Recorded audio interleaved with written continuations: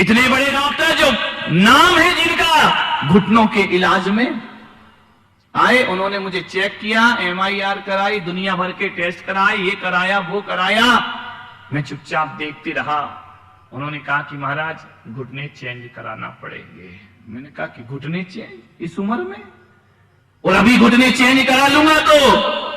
आपको मालूम है कि दिगंबर साधु कभी सर्जरी नहीं कराते हैं, ऑपरेशन नहीं कराते हैं, एलोपैथिक इलाज नहीं लिया करते हैं, अस्पताल में एडमिट नहीं हुआ करते हैं। और यदि ऐसी परिस्थिति आ जाए कि ऑपरेशन करना ही पड़े तो इस पद को छोड़कर फिर वह ऑपरेशन स्वीकार किया करते हैं। लेकिन मुनि भेष में वह इस तरह की चिकित्साएं कबूल नहीं करते हैं। ऑपरेशन के बाद यदि ठीक हो जाए तो फिर दोबारा उन्हें संन्यास प्रदान किया जाता है। ध्यान दें, ये दिगंबर परंपरा, इसका मतलब ये नहीं कि जो लोग कराते हैं वो गलत हैं। ये हमारे यहाँ का बायलॉज है, वो उनके यहाँ का बायलॉज है। कोई गलत नहीं है, कोई सही नहीं है। इससे ऐसा करके ये नहीं सोचिए कि हम अपने आप को महान साबित करें। नहीं, ये हमारे यहाँ की परंपरा है। तो तुम्हारे यहाँ की परंपरा इलाज कराते तो अच्छी बात है, और करा भी ले तो दिक्कत क्या है? नहीं कराते तो भी गाड़ी तो चल ही रही है। ध्यान रखिए। उन्होंने कहा कि ऑपरेशन होगा। मैंने कहा ऑपरेशन होगा इसका मतलब मुझे इस्तीफा देना पड़ेगा मुनि पद से। बोले इसके अलावा कोई इलाज नहीं है आपका, घुटने बदले जाएंगे। आपको विश्वास नहीं होगा कि विगत 4 साल तक मुंबई तक मेरे घुटनों की वो हालत हो गई चल चल के कि मुझे दूसरी मंजिल पर भी चढ़ना मना हो गया। आहार नीचे ही होता था, चलने में दिक्कत थी। मैं पावागढ़ तीर्थ की वंदना को गया गुजरात में। चला तो गया लेकिन घुटनों में ताकत नहीं थी। और पावागढ़ तीर्थ का पहाड़ मालूम है 3500 सीढ़ियां इस पर है। मैं गया, लोगों ने कहा कि डोली पे चढ़ के ऊपर चले महाराज।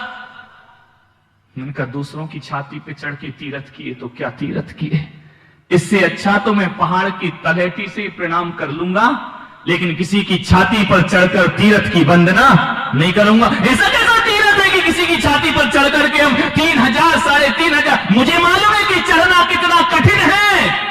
मैंने कहा मैं डोली पर तो नहीं जाऊंगा। हाँ चलो इस तीरथ पर आया हूं तो नीचे से शिखर की पर्वत की वंदना कर लूंगा, कोई बात नहीं।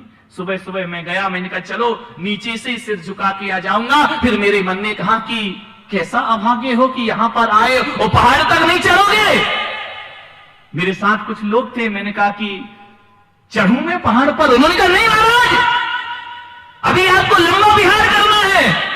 मैंने कहा नहीं, कोशिश करता हूं। मैंने कहा 100-200 जितनी सीढ़ी चढ़ो मैं उसे पहाड़ की वंदना मान लूंगा। मैं धीरे धीरे 100 सीढ़ी चढ़ा, मेरी सांस फूलने लगी, मेरे पैरों में दर्द होने लगा। मैंने थोड़ी देर बाद क्या देखा, 5 साल की बच्ची हाथ में चावल लिए और मेरे सामने कूद कूद कर सीढ़ियां चढ़ रही है। 5 साल की बच्ची। मैंने कहा ये इतनी सी अबोध बालिका और ये मेरे सामने और इतने आनंद के साथ चल रही है, और मैं साधु होकर समझदार होकर हार मान रहा हूं जिंदगी से। मैंने सोचा कि ये क्यों चढ़ रही है और मैं क्यों घबरा रहा हूं। मालूम है आपको, मैं इसलिए घबराया। हर आदमी क्यों घबराता है? मुझे मालूम है कि कितनी सीढ़ियां चढ़ना है और इसे मालूम नहीं है कि कितनी सीढ़ियां चढ़ना है। ध्यान रखिए, ये बच्ची नहीं जानती कि कितनी सीढ़ियां और मुझे मालूम है कि कितनी और चढ़ना है।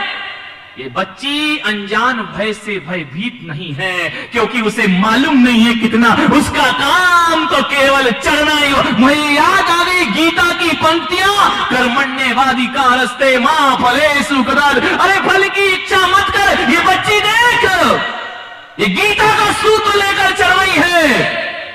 इसे फल की कोई चाहत, इसका काम तो केवल चढ़ने का आनंद हुआ करता है। मैं इसलिए घबरा रहा हूं कि मैं सोच रहा हूं कि अभी 3400 सीढ़ियां और चढ़ना है, और ये बच्ची को नहीं मालूम है कि मुझे कितना और चढ़ना है। मैंने कहा वाह, आपको विश्वास नहीं होगा, उस बच्ची ने मुझे इतना बल दिया कि उस दिन मैं 2 घंटे में 3500 सीढ़ियां बिना सहारे के पावागढ़ के पर्वत पर पहुंच। क्या हुआ मुझे कुछ नहीं मालूम है, 3500 सीढ़ियां चढ़ गया, रात्रि वहीं विश्राम किया और सुबह 3500 सीढ़ी। ध्यान रखना, घुटने के मरीज को चढ़ना तो आसान होता है लेकिन उतरना थोड़ा कठिन, क्योंकि पूरा बल घुटने पर आता है। मैंने कहा बाबा अब चढ़ाया है तो अब तेरा काम उतारना भी हुआ करता है। सुबह सुबह 5 बजे भगवान को धोख दी, नीचे उतरा पहाड़ से, मुझे पता ही नहीं चला कि मेरा दर्द कहां। और उस दिन का दिन है, आज का दिन है कि मेरी चेयर भी हट गई, मेरी कुर्सी भी हट गई और मैं नीचे बैठ करके, अब आप देख रहे हैं, कोई कह सकता है कि मेरे घुटने खराब थे? यदि मैं किसी को अब बताता भी हूं तो लोग कहते महाराज मजाक कर रहे हैं। महाराज का तो मजाक करने की आदत है। जिनने नहीं देखा वो कहेंगे हमें तो लगता है। मैं अभी भी 20-20 किलोमीटर कंटिन्यू चल लेता हूं और घुटनों में कोई दर्द नहीं हो। कौन है ये? मन के हारे हार है और मन के जीते जी। ध्यान रख, आत्मबल मजबूत, इससे बड़ा उदाहरण क्या होगा तुम्हारे सामने? विचार करिए।